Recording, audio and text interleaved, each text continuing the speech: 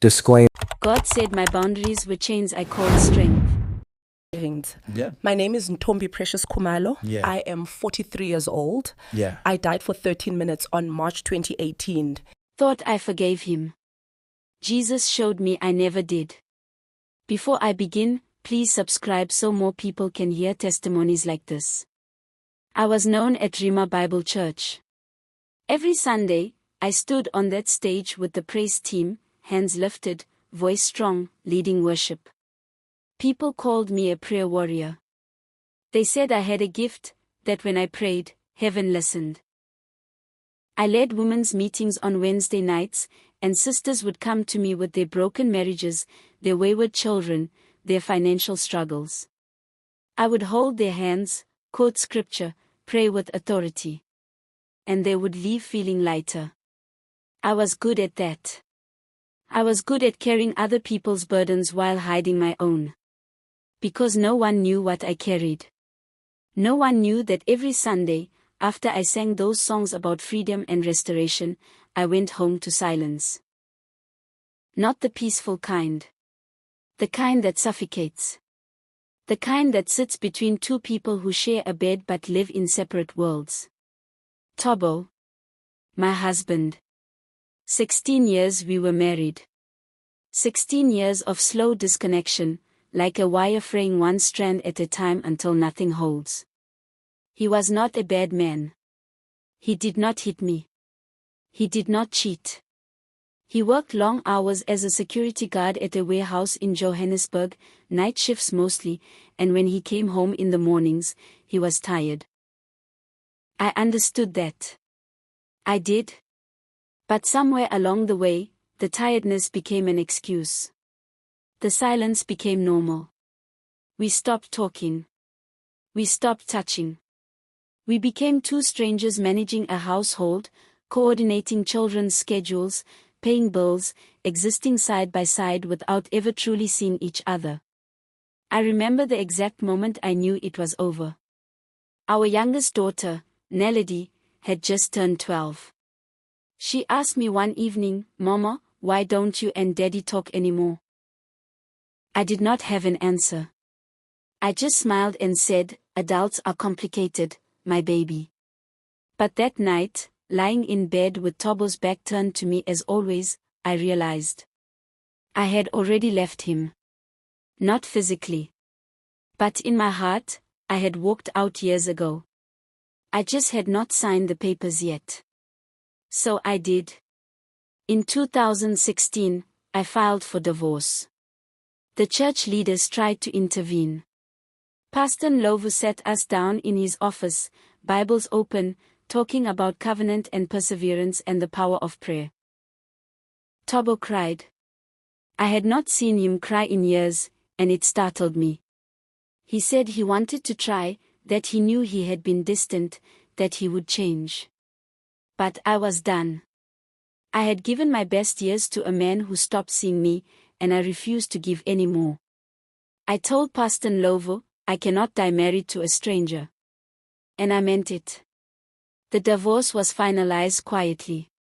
Some people in the church supported me. Others whispered. I did not care. I moved into a smaller house with my daughters, threw myself into ministry, into work, into being the strong single mother everyone admired. And on the surface, I was fine.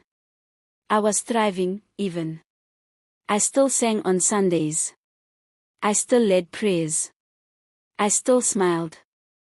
But late at night, when the house was quiet and my daughters were asleep, the weight would come. Guilt. Not the kind I could name or explain. Just a heaviness that sat on my chest, pressing down. I would replay moments. The wedding day, the vows I spoke before God, the promise I made. For better, for worse. Till death do us part. I would remember Tobo's face when I told him I wanted a divorce, the confusion in his eyes, the brokenness. And I would push it away.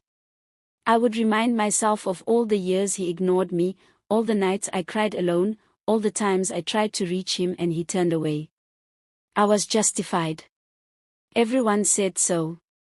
But justification does not always bring peace. I told myself I had forgiven him. I told others I had moved on. But the truth? I never forgave him. Not really. I held on to every cold evening, every ignored conversation, every moment I felt invisible. I replayed them like a lawyer building a case, using them as proof that I did the right thing. And I called that strength. I called that boundaries. I called that self-respect. I never spoke to Thabo after the divorce. Not unless it was absolutely necessary for the children. He tried once, a few months after the papers were signed. He came to the house, asked if we could talk, said he wanted to make peace even if we could not be together. I closed the door in his face. I told myself I did not owe him anything. And I moved on. Or so I thought. It was March 22, 2018. A Sunday. Church had been beautiful that morning. I sang a solo during praise and worship, a song about God's faithfulness, and people stood to their feet, hands raised, some weeping. Afterwards, sisters hugged me, told me I was anointed, that my voice carried the presence of God. I smiled, thanked them, felt that familiar warmth that came from being used by God. I drove home with my daughters, windows down, sun shining, gospel music playing on the radio. Everything felt normal. Ordinary. Safe. I got home around 1 in the afternoon. The girls went to their rooms to change, and I went straight to the kitchen. Sunday lunch was a tradition: pap, chocolate, chicken stew. I had already prepared the chicken earlier that morning before church, so all I had to do was heat everything and make fresh pap. I tied my apron, turned on the stove, and started stirring the pot. That is when it happened. A pain. Sharp. Sudden. Stabbing through the right side of my head like something had cracked open inside my skull. I gasped, dropped the wooden spoon I was holding. My vision blurred at the edges, like looking through water. I reached for the counter to steady myself, but my hand would not grip. My fingers felt numb, distant, like they belonged to someone else. I tried to call out. Nelady. Namsa, but my voice came out wrong. Slurred. Weak. My legs buckled. The kitchen floor rushed up to meet me. I heard my daughter scream. Nelady. Her voice high, terrified. Mama. Mama. Footsteps running. Hands on my shoulders, shaking me. But I could not respond. My mouth would not move. My eyes were open, but everything was dim, fading, slipping away. Then, neighbors. I do not know how they got there so fast. Monkosi from next door, her voice loud, commanding. Call an ambulance. Now. Ntombai, stay with us, do you hear me? Stay with us. But I was already leaving. Not physically. Not yet. But something inside me was pulling away, detaching, separating from the body lying on that cold kitchen floor. The paramedics arrived. I could hear sirens, voices, movement. They lifted me onto a stretcher. I felt the motion but not the touch. My daughter was crying, holding my hand, but I could not feel her fingers. The ambulance doors slammed shut. The engine roared to life. And I was aware of all of it, but from somewhere else. Somewhere distant. We arrived at Chris Hani Baragwanath Hospital. I had been there before, visiting sick church members, praying for the dying. I never thought I would be the one on the gurney. The emergency room was chaos. Bright lights. Beeping machines. Doctors shouting instructions. A nurse cutting away my church dress. Hands pressing on my chest. A needle in my arm. Voices overlapping. BP dropping, we're losing her. Push 1 milligram AP. Come on, Ntombi, stay with us. And then I rose. Not my body. My body stayed there, still, lifeless, doctors working frantically over it. But I, the part of me that thinks, that feels, that knows. I rose. Weightless. Disconnected.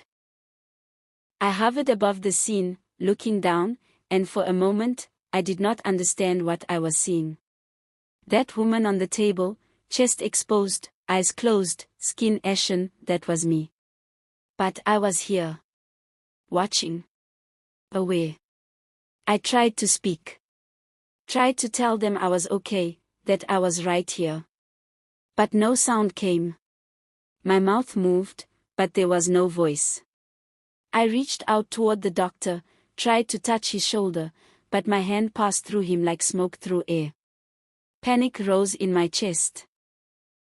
I turned toward the door, saw my daughter through the window, Nelody, her face pressed against the glass, tears streaming, her mouth forming the word Imama over and over. I tried to go to her, tried to push through the door, but I could not. I was there, but I was not. And then I felt it. A pull. Not violent. Not sudden. But firm. Intentional.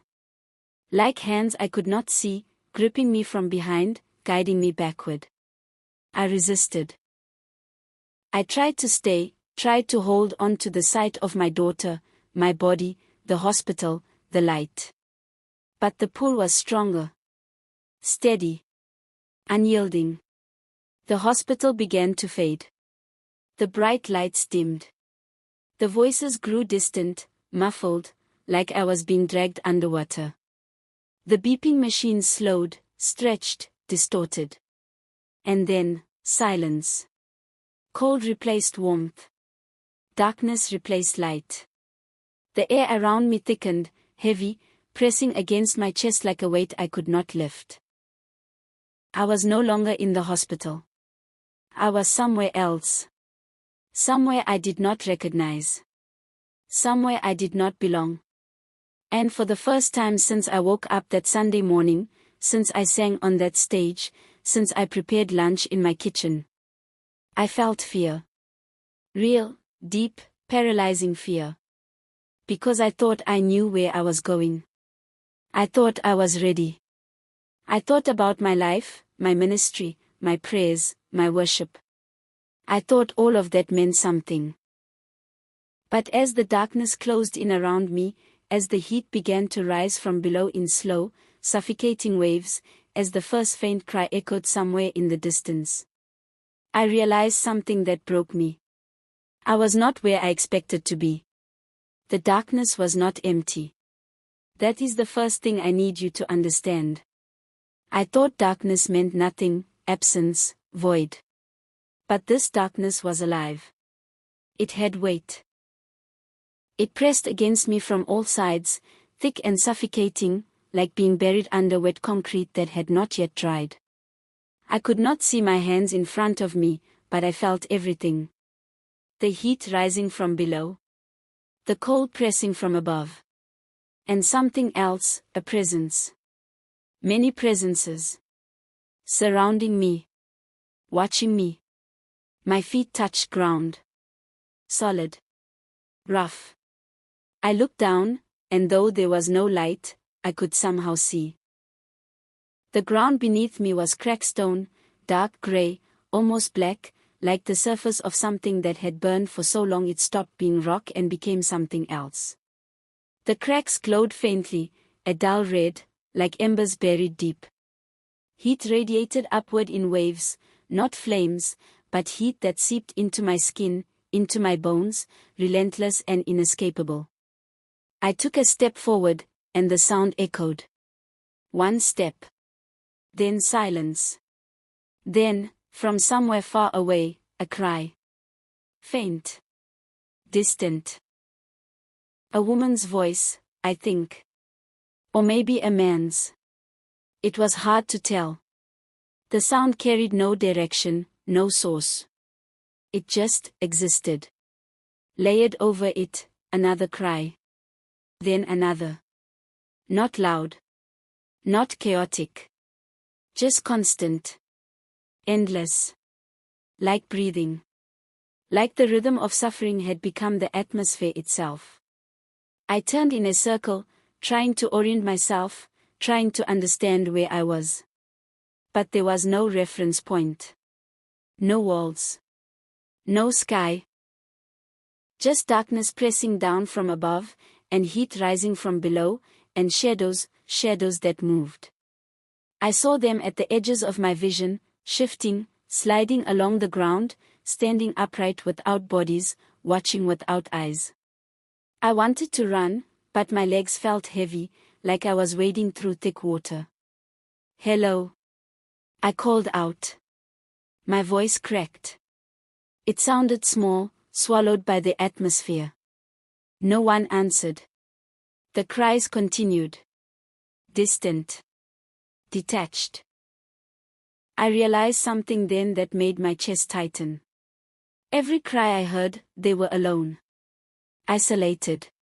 No one was calling to anyone else. No one was reaching for help.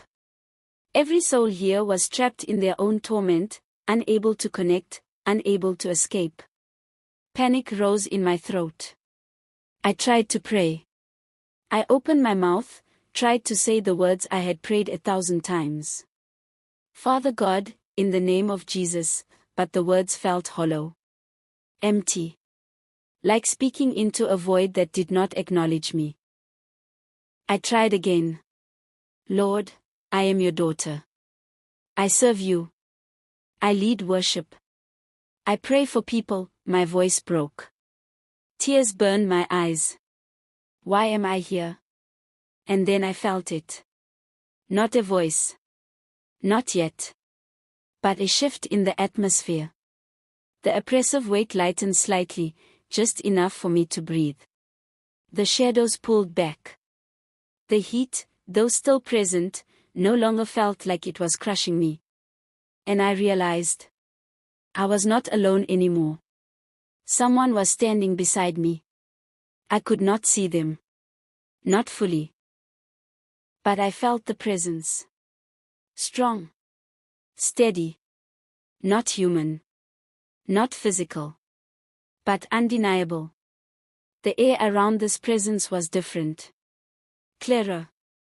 The authority in it made everything else in this place bow. Even the cries seemed to quiet slightly, as if in reverence. Or fear. I turned toward the presence, but saw nothing. Just the faint outline of something, someone, clothed in light that did not illuminate. Light that existed but did not push back the darkness. I opened my mouth to speak, but before I could, the voice came. Not to my ears. To my soul. Firm. Clear. Sorrowful. Ntombai. My name. Spoken with such weight that my knees buckled. I had heard my name 1,000 times in my life, but never like this. Never with such knowing. Like every hidden thing, every buried thought, every secret justification I had ever made was laid bare in the speaking of my name. I tried to respond, but my voice would not come. My throat closed. Tears spilled down my cheeks. The voice continued. You are confused. I nodded, trembling. Yes. I do not understand. I served you. I led worship. I prayed for people. I gave my life to the church, the words stumbled out, desperate, pleading. Why am I here? This place, this cannot be right. I belong to you. Silence. Long, heavy. The kind of silence that forces you to hear your own heartbeat, your own breathing, your own fear. Then the voice spoke again, and every word felt like a stone dropping into still water, the ripple spreading outward, disturbing everything I thought I knew. You spoke vows before me, Ntombai. I froze. My breath caught. You called me your witness. You stood before your family, your church, and me, and you made a covenant. Not a contract. Not an agreement. A covenant. Do you remember? I did. God help me, I did. My wedding day. The small Pentecostal church in Soweto. The wooden benches. The smell of candles and fresh flowers. My white dress, second-hand but beautiful. Tobo standing at the altar, nervous, smiling. Pastor Wayne reading from the Bible, talking about covenant, about the picture of Christ and the church, about the seriousness of what we were about to do. And I spoke the words. Clearly. Willingly. For better, for worse. In sickness and in health. Till death do us part. I had meant them. In that moment, I had meant them. The voice did not wait for me to answer. It already knew. But when the covenant became difficult, when it required sacrifice, when it asked you to fight, to forgive, to humble yourself, you walked away. No, I whispered, shaking my head. No, you do not understand. He stopped seeing me, he stopped talking to me, he stopped. He failed you, the voice interrupted, not harshly, but with a finality that silenced me. Yes. He did. He withdrew. He became distant. He neglected you emotionally. And that was sin. But Ntombai. The presence moved closer. I felt it like heat, like pressure, like truth itself pressing against my chest. You divorced him in your heart years before you signed the papers. You nursed bitterness like a wound you refused to let heal.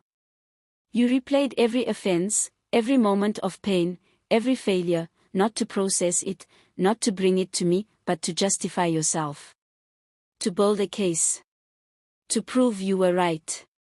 I wanted to argue. I wanted to defend myself. But the words would not come. Because deep down, I knew. I had always known. The voice continued, and now it carried something else. Not anger. Sorrow. Deep, unbearable sorrow. You held unforgiveness like a crown, Ntombai. And you called it protection. You called it boundaries. You called it self-respect. But it was a chain. A chain you placed on your own soul. And you never released it. You never truly forgave him. You just stopped talking about it, and called that healing. My legs gave out. I collapsed onto the scorched ground, hands pressed against the rough stone, chest heaving. Sobs tore through me, raw and uncontrollable. Because it was true.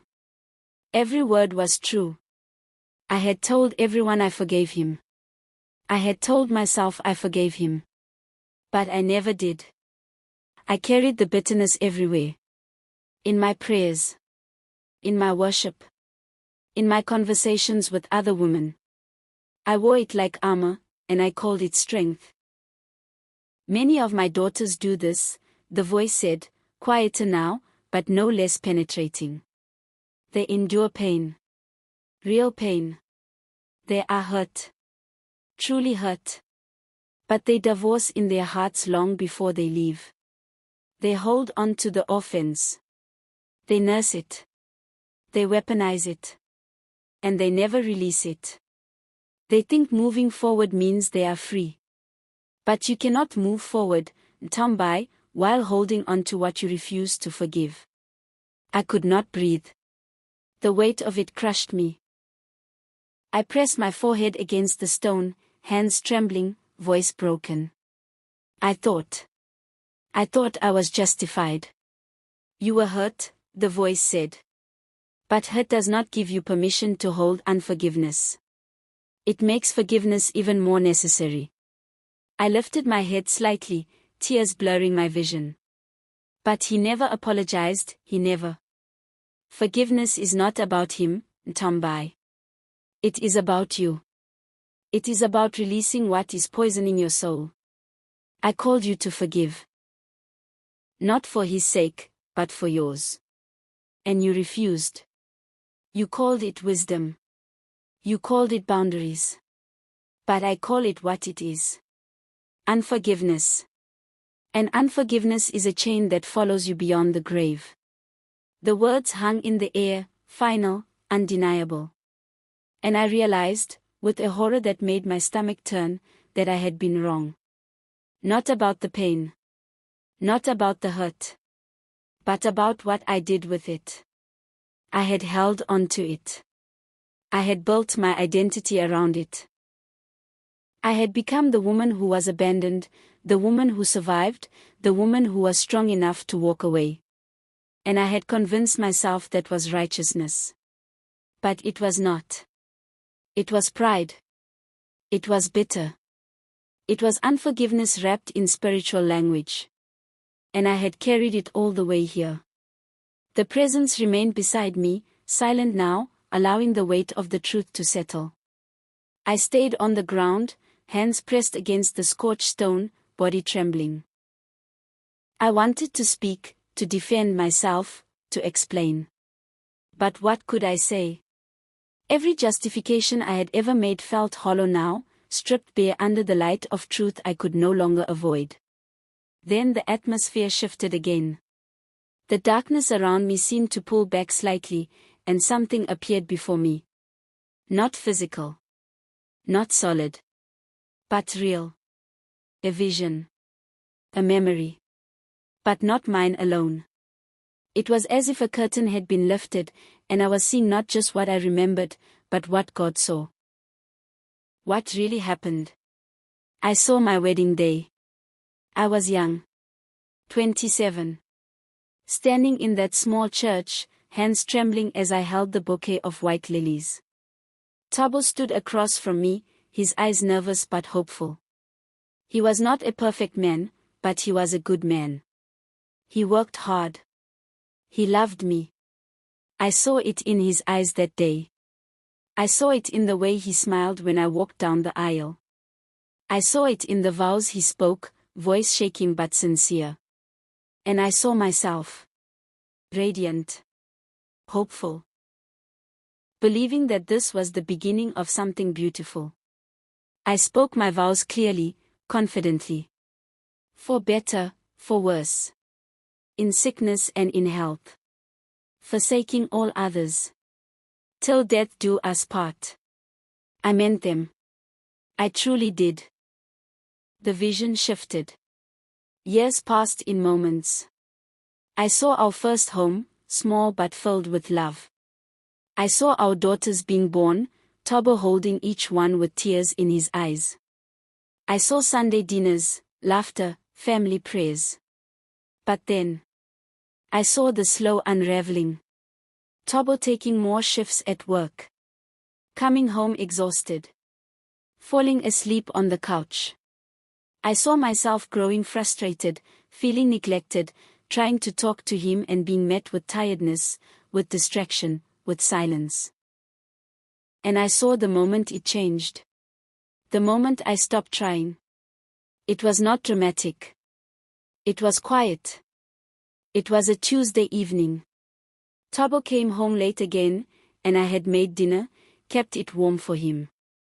But when he sat down to eat, he did not say thank you. He did not ask about my day. He just ate in silence, then went to bed. And something inside me broke. Not loudly. Just quietly. Like a thread snapping. And I decided, right then, that I was done. I would stay in the house. I would care for the children. I would fulfill my duties. But emotionally, I was gone. I saw the years that followed. I saw how I withdrew. How I turned my back when he tried to reach for me in bed.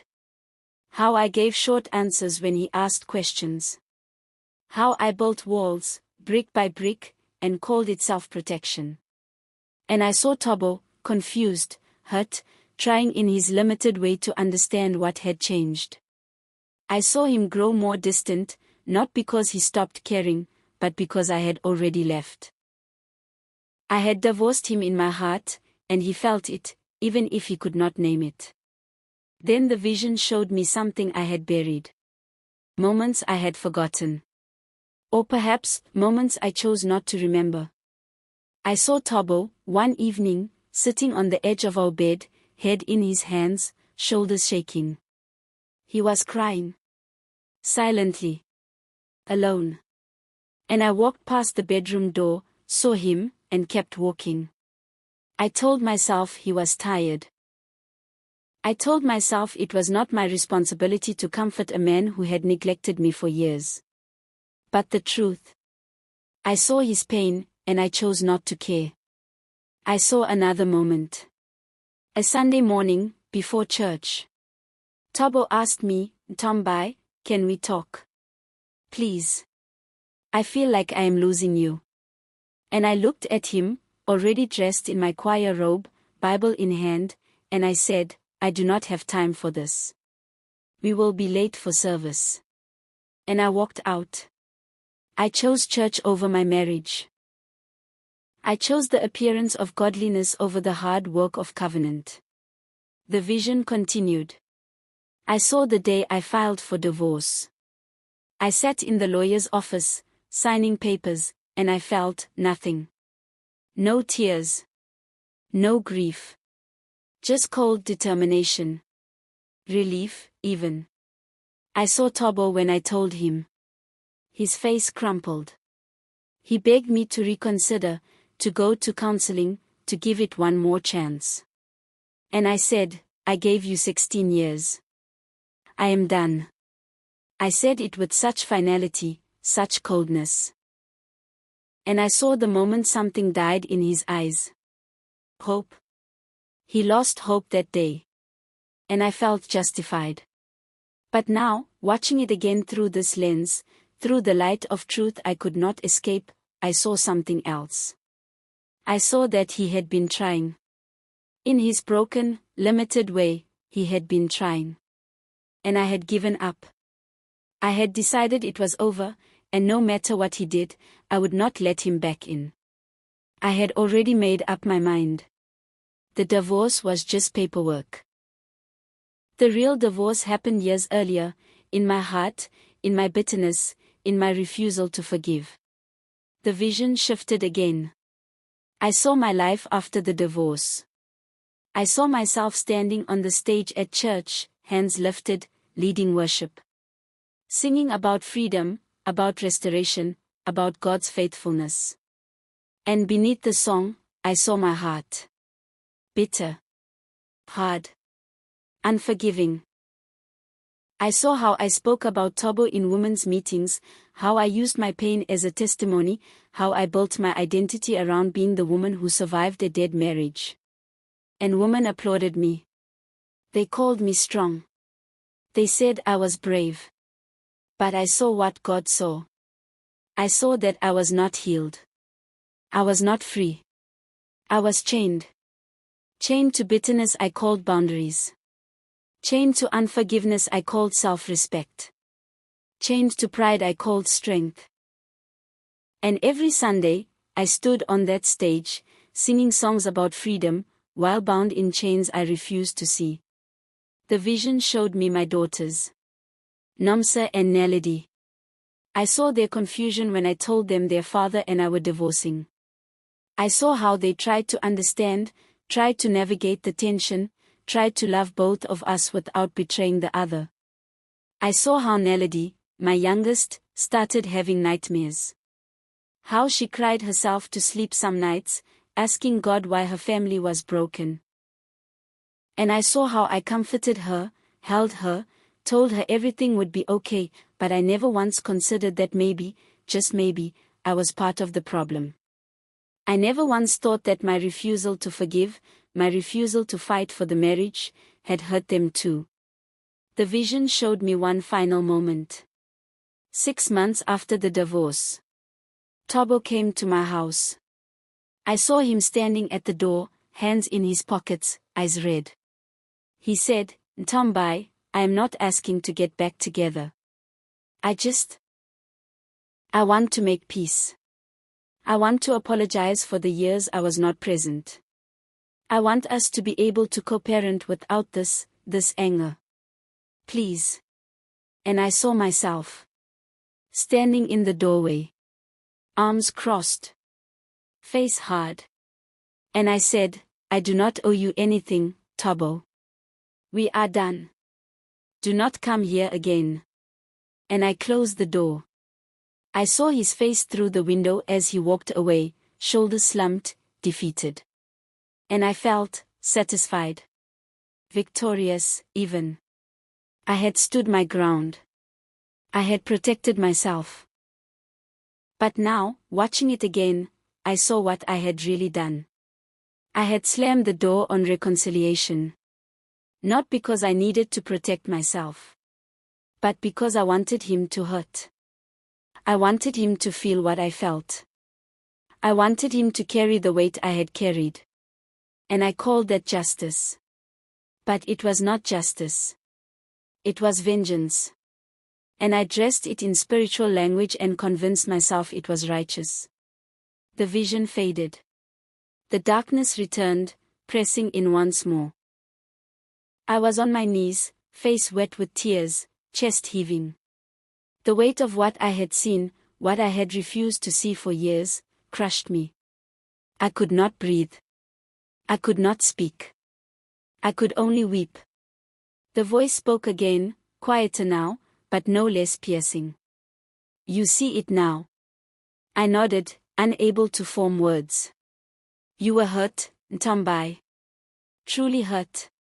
But you held on to the hurt like a treasure. You replayed it.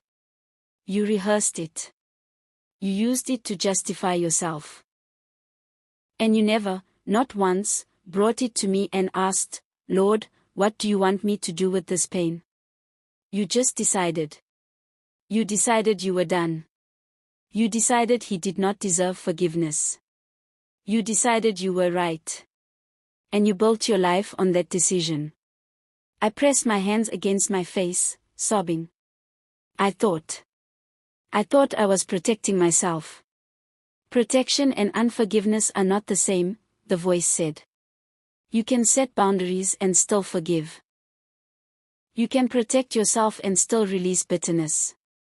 But you did not do that. You held on to it. You nursed it. And it poisoned everything. Your worship. Your prayers. Your ministry. Your relationships with your daughters. Everything you touched was tainted by the unforgiveness you refused to release. I looked up, vision blurred by tears, and whispered, What do I do? How do I fix this? The voice was silent for a long moment. Then, with a sorrow so deep it felt like the atmosphere itself was weeping, it said, You cannot fix it here, Ntombi. This is the place where truth is revealed. This is where you see what you refuse to see in life. And now, you know. I collapsed. Not just physically, but spiritually. Every defense I had ever built, every justification I had ever made, every wall I had constructed around my heart, it all crumbled. I was on my knees on that scorched ground, face pressed into my hands, sobbing so hard my body shook. The weight of what I had seen, what I had refused to see for years, crushed me completely. I am sorry, I whispered, voice breaking. I am so sorry. I held on to it. I held on to all of it. I call it strength, but it was just bitterness. I was wrong. God, I was wrong. The words poured out, raw, unfiltered, desperate. Not the polished prayers I prayed on Sundays. Not the eloquent intercessions I led in women's meetings. Just broken, honest truth. I had been wrong. I had nursed unforgiveness. I had built my identity on pain. I had refused to release what was poisoning me. And I had convinced myself it was righteousness. The presence beside me remained silent, allowing me to break completely. And I needed to break. Because until that moment, I had never truly repented. I had never truly faced what I had done. I had just moved on, called it healing, and kept living. Please, I cried out, lifting my face toward the oppressive darkness above. Please, if there is any mercy, any grace, please. I do not want to stay here. I do not want. And then, without warning, everything changed. Light. Sudden. Violent. Blinding. It tore through the darkness like a blade cutting through fabric, ripping apart the oppressive atmosphere in one powerful movement. I gasped, shielding my eyes, but the light was not harsh. It was warm. Strong. Alive. The heat that had been pressing down on me fell away instantly, replaced by a coolness that felt like breath returning to suffocated lungs. A hand. I felt it before I saw it. Strong. Warm. Steady. Gripping my shoulder with a firmness that anchored me. And the voice that had confronted me, convicted me, broken me, now spoke with something different. Not anger. Not judgment. But purpose. Your time is not finished, Ntombi. I looked up, tears streaming, unable to speak. You will return. You will make this right. You will warn them. Before I could respond, the pull began. Not the slow, firm pull that brought me down. This was forceful, unstoppable, like being yanked upward by invisible hands with irresistible strength. The scorched ground fell away beneath me. The shadows scattered. The distant cries faded. The darkness cracked, shattered, breaking apart like glass struck by a hammer. And I was moving, no, I was being pulled, upward, faster, faster, the realm of revelation disappearing below me. Cold air rushed past me. Sound returned in a violent wave. Beeping. Shouting. Movement. And then, pain. Searing, unbearable pain exploding in my chest like lightning striking from the inside. My body convulsed. My back arched. Air forced itself into my lungs with such violence I thought I would tear apart from the inside. We have a pulse. We have a pulse. Voices. Human voices. Urgent. Desperate. Relieved. My eyes shot open. Blinding white light. Hospital ceiling. Fluorescent tubes buzzing overhead.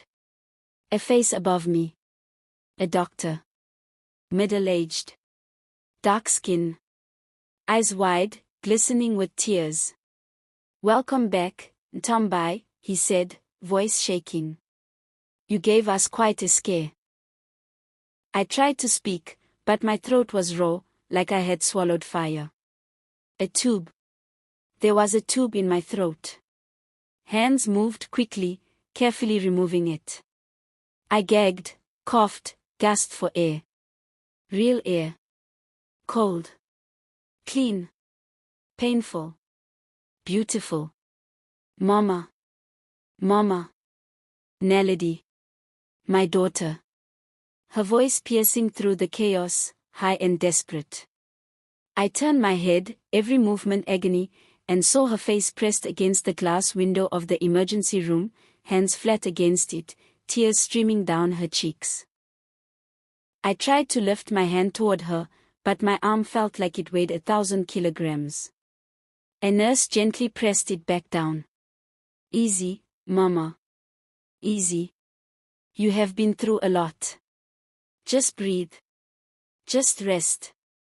But I could not rest. Because the weight I carried from that place, it was still with me. The vision. The voice. The truth I had been shown. It pressed on my chest heavier than any physical pain. I had been given a second chance I did not deserve. And I knew, with a clarity that terrified me, that I could not go back to the life I had before. I was alive. Impossibly, miraculously alive. But I had come back with something. A warning. A mission. A truth that burned in my soul and would not let me rest until I spoke it. The first 3 days in the hospital were a blur. Doctors ran tests. CT scans. MRIs. Blood work. They said it was a miracle I survived. A massive stroke. My heart had stopped twice. 13 minutes of clinical death. They used words like unprecedented recovery and medically inexplicable. But I knew. It was not medicine that brought me back. It was mercy. Undeserved, unearned mercy. My daughter stayed with me. Nomsa, my oldest, practical and calm, handling paperwork and talking to doctors. Nelody, my youngest, never leaving my side, holding my hand, sleeping in the chair beside my bed. And every time I looked at them, I saw what I had put them through. The divorce. The bitterness. The walls I had built. The unforgiveness I had carried like a badge of honor. They had lived in the fallout of my choices, and I had convinced myself I was protecting them. On the 4th day, when I was finally strong enough to sit up without feeling like I would collapse, I asked them to sit with me. They pulled their chairs close, faces etched with concern and relief. "Mama, you need to rest," Nomsa said gently. I shook my head. "No. I need to talk to you. Both of you. I need to tell you the truth." They glanced at each other, confused. I took a breath, hands trembling. When I died, I was not just unconscious. I went somewhere. I saw something. And God showed me. He showed me the truth about myself. About the divorce. About your father. About the unforgiveness I carried. Nelody's eyes widened. Nomsa leaned forward. I told them everything. Not the religious version. Not the sanitized testimony. The raw, broken truth. How I had held on to bitterness. How I had divorced Tobo in my heart years before the papers. How I had refused to forgive. How I had used my pain as justification. How I had been wrong. Not about the hurt. Not about the neglect. But about what I did with it. They cried. I cried. And when I was finished, Nelody whispered, "Mama, are you going to talk to Daddy?" I nodded, tears streaming. "Yes, my baby. I am." It took me 2 weeks to build the courage. 2 weeks of sleepless nights, of praying, of battling the voice in my head that still wanted to justify, to defend, to protect my pride. But every time I closed my eyes, I saw that place. I felt that heat. I heard that voice. You held on to unforgiveness like a crown. And I knew I could not move forward until I made this right. I found his number. My hands shook as I dialed. It rang once. Twice. 3 times. I almost hung up. Then his voice. "Hello." I could not speak for a moment. My throat closed. Tears blurred my vision. "Hello," he said again, confused. "Tobo," my voice cracked. "It is Ntombi." Silence. Long, heavy silence. "Ntombi?" His voice was cautious, uncertain. Are you okay?" "The girls told me you were in the hospital." "I need to talk to you," I said, barely able to get the words out. "Please. I need to tell you something." We met at a small cafe in Soweto, neutral ground, a week later. I saw him walk in, and my chest tightened. He looked older. Tired. But his eyes still carried that same gentleness I had fallen in love with 20 years ago. He sat across from me, hands folded on the table, waiting. I did not waste time. I could not. If I waited, I would lose my courage. "Tobo, I need to apologize." He blinked, surprised. Not for the divorce, I continued quickly. Not for leaving. But for how I carried it. For the bitterness. For the unforgiveness. For the way I shut you out completely. For the way I held on to every hurt, every offense, every moment of pain, and I never let it go. I never truly forgave you. And I was wrong. His eyes filled with tears. He looked down, jaw trembling. I convinced myself I was protecting myself, I said, voice breaking. I called it boundaries. I called it self-respect. But it was bitterness. And I carried it like a treasure. I used it to justify myself. I used it in my prayers, in my ministry, in my conversations. I built my identity on being the woman who survived a dead marriage. But I never made peace. I never released it. And I am sorry. I am so sorry. Tobo wiped his eyes with the back of his hand. Ntombi. I failed you. I know I did. I was distant. I was emotionally unavailable. You did, I interrupted gently. You did fail me in many ways. But I failed too. I gave up. I decided it was over.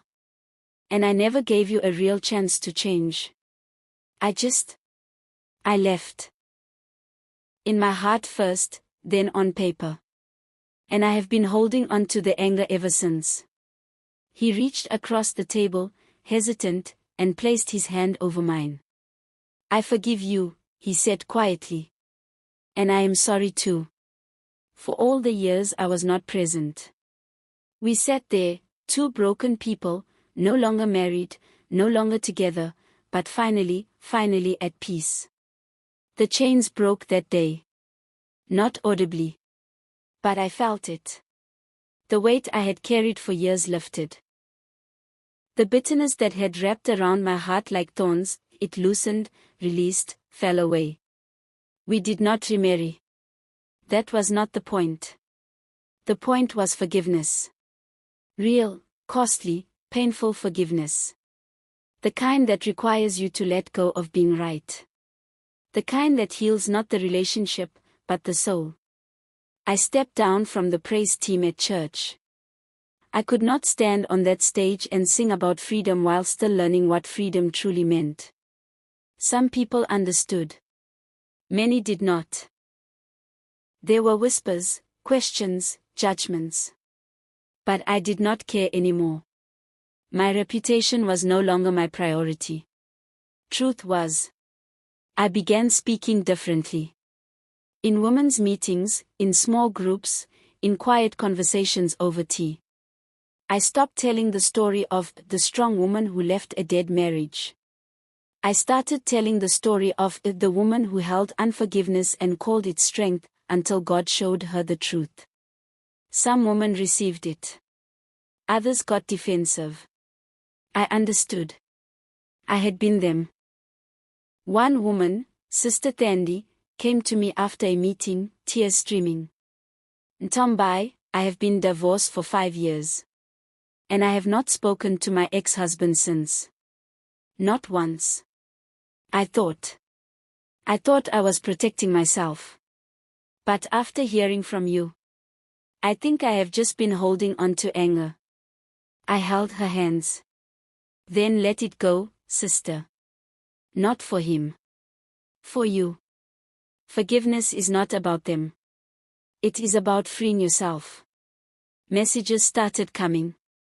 Women from the church. Women from other churches. Women who heard my story secondhand. They reached out, sharing their own pain, their own bitterness, their own chains. And I listened. I prayed. I shared what God had shown me. Not as someone who had it all figured out. But as someone who had been to the edge of eternity and been shown the truth. My ministry did not grow. It shrank. But it deepened. It became real. I was no longer performing. I was living. I was no longer hiding behind spiritual language. I was walking in painful, costly truth. And my daughters saw the change. They saw me softer, humbler, more honest. They saw me reach out to their father, make peace, release the past. And something in them healed too. Not overnight. But slowly. Gradually. The tension lifted. The confusion cleared. And our home, though broken in structure, became whole in spirit. I will never forget what I saw. I will never forget that place, that voice, that truth. And I will spend the rest of my life warning others. Not with judgment. Not with condemnation. But with the broken, honest testimony of a woman who held unforgiveness and called it righteousness, until God showed her it was a chain. If you are hearing this, if you are watching this, and you have left a marriage carrying bitterness, anger, unforgiveness, please listen. You can be hurt and still be wrong about how you carried it. You can have every reason to leave and still need to forgive. Justified pain does not excuse unforgiveness. It makes forgiveness even more necessary. Examine your heart today. Not tomorrow. Not when you feel ready. Today. Because death does not wait for you to be ready. And unforgiveness follows you beyond the grave. I should not be here. I should not have come back. But God, in His mercy, gave me another chance. And I am using it to warn you. Let go. Forgive. Release. Not for them. For you. Because freedom is not found in holding on to what hurts you. It is found in releasing it. Please. Do not make my mistake.